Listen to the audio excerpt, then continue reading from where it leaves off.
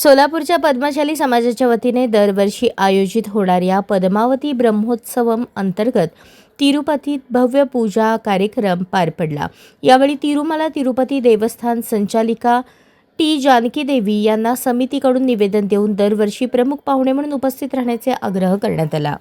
संचालिकेने सर्व प्रकारे सहकार्य करण्याचे अभिवचन दिले, ज्यामुळे या ऐतिहासिक आणि धार्मिक सोहळ्याला आणखी महत्त्व प्राप्त झाले।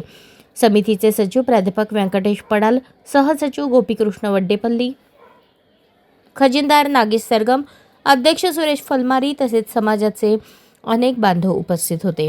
हा कार्यक्रम केवळ धार्मिक उत्सव नव्हे तर पद्मशाली समाजातील एकतेचा आणि सांस्कृतिक परंपरेचा प्रतीक ठरला।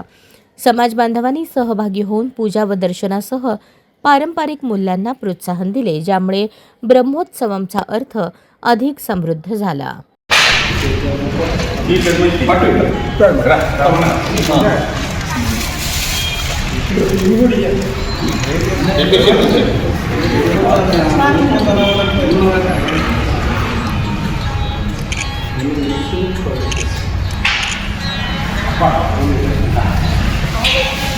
ప్రతి సంవత్సరం అమ్మవారికి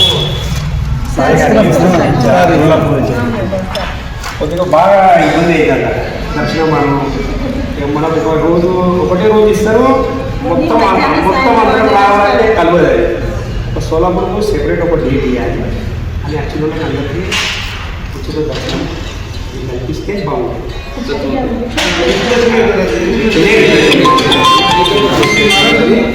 మనం ప్రతి సంవత్సరం